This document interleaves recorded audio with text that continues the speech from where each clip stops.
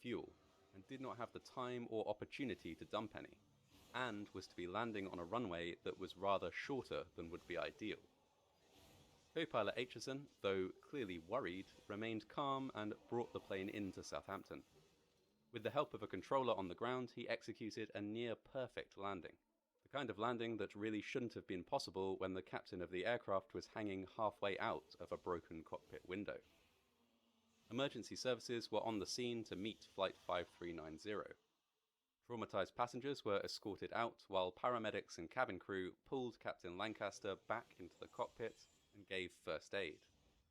At this stage, it was generally assumed that Captain Lancaster was dead.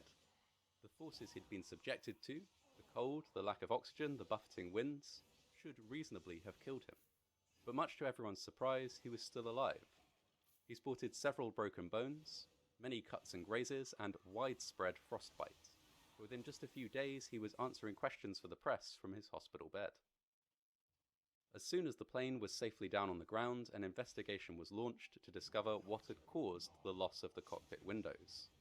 One of the ejected windows was retrieved from a field in Oxfordshire, and both it and the aircraft were thoroughly inspected. The cause of the incident was readily apparent.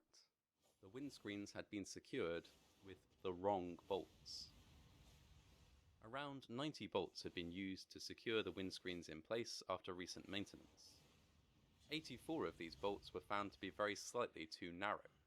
The difference between the bolts that were used and the bolts that should have been used was less than the width of a credit card, a difference that would not be visible without extremely close inspection. The remaining 6 bolts were the correct diameter, but were very slightly too short. Again, the difference between what was used and what should have been used was tiny, just 2.5 millimeters, or about 1/10 of an inch. How had this happened? Suspicion fell upon the worker who had replaced the windscreen